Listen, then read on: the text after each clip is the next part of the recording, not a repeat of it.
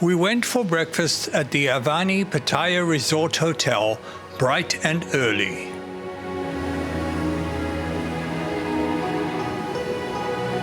As expected, the hotel put on a sumptuous spread which we thoroughly enjoyed.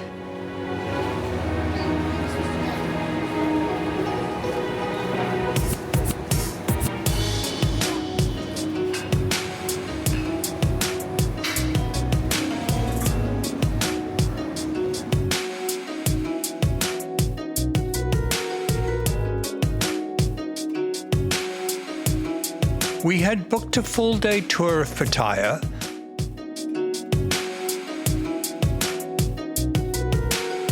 so we had to be in the lobby by 0800.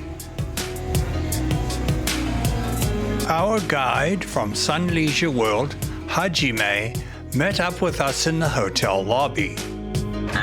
My name is Hajime, and I am tourist guide from Sun Leisure World. Okay. First stop on the tour was the Pattaya harbour, Bali Hai Pier, and giant Pattaya city sign.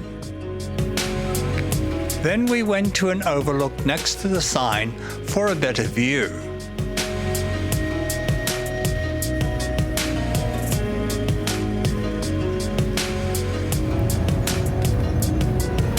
We drove up the mountain to see Wat Phra Yai, colloquially known as the Big Buddha Temple,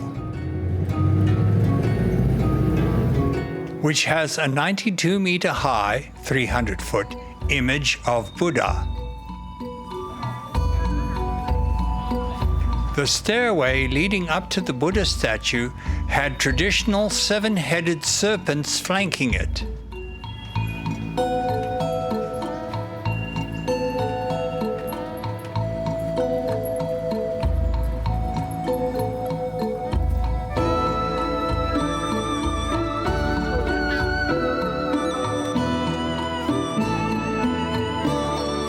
There were also many other statues and shrines in the temple grounds.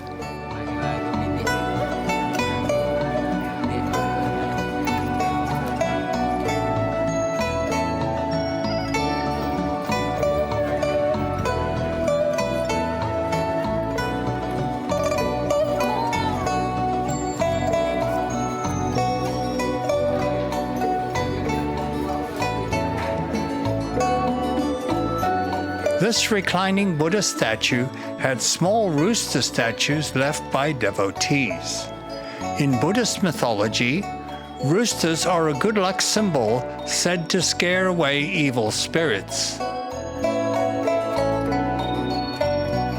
Neo performed the traditional pouring of water on a statue of Buddha, which represents purification and good fortune. There were a number of souvenir shops selling Buddhas in various poses. We then drove for about 20 minutes out of town to visit the Buddha Mountain. Carved into the side of a limestone mountain, it is a depiction of Lord Buddha measuring an impressive 109 meters, 358 feet in height, and 70 meters, 230 feet wide. When looking at the image close up with the binoculars provided, you can see that the grooves that form the image have been inlaid with beaten bronze. We flew our drones to capture some close-up images from a different perspective.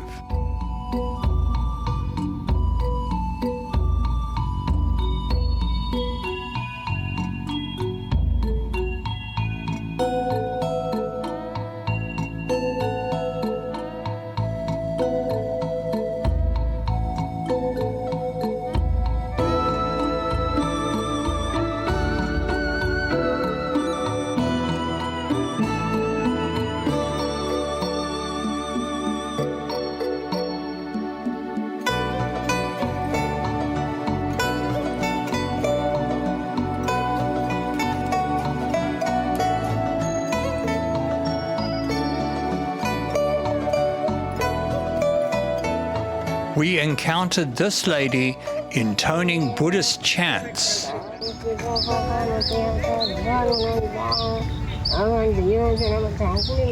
There were also other shrines on the grounds. At one, we noticed a resident cat grooming itself. And of course, the mandatory picture of the king.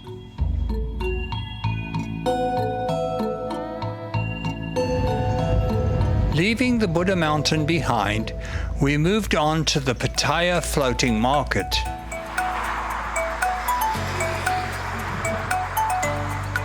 A replica of the famous working floating market in Bangkok. Here, set up as a tourist attraction with restaurants, fruit stalls, souvenir shops, and some art sellers.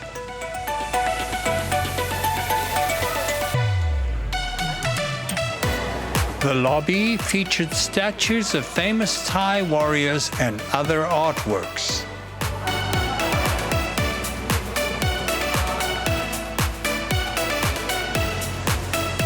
There were many decorations made from recycled plastic items.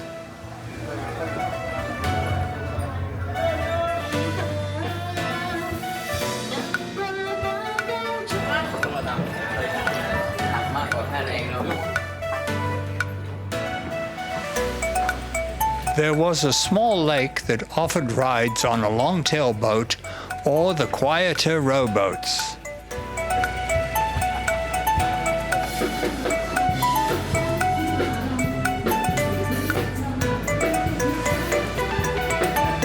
We wandered around and looked at the many small boats set up as food vendors.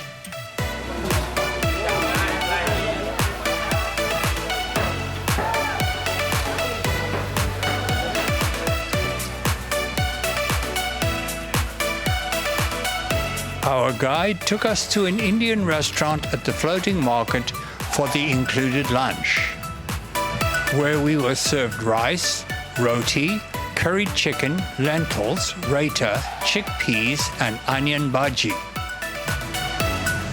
After lunch, we caught these traditional Thai dances.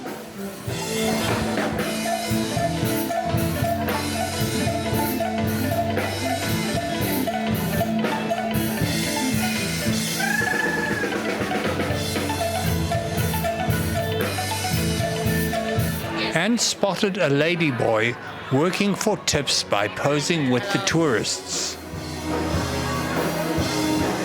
On the way out of the floating market, we passed some art vendors.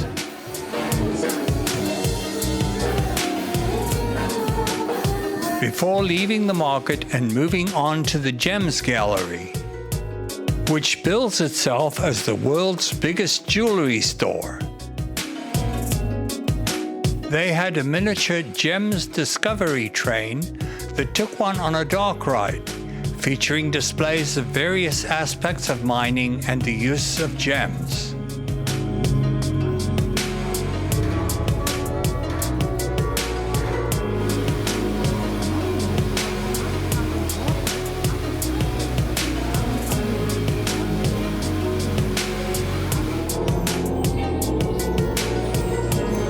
They were very insistent about no photos or videos.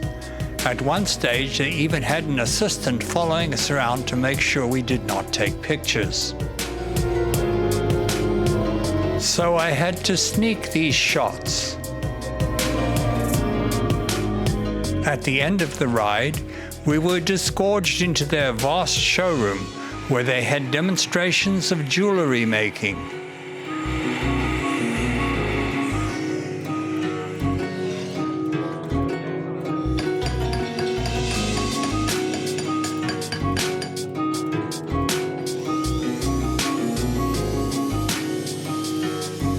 And, naturally, salespeople trying to empty one's wallet.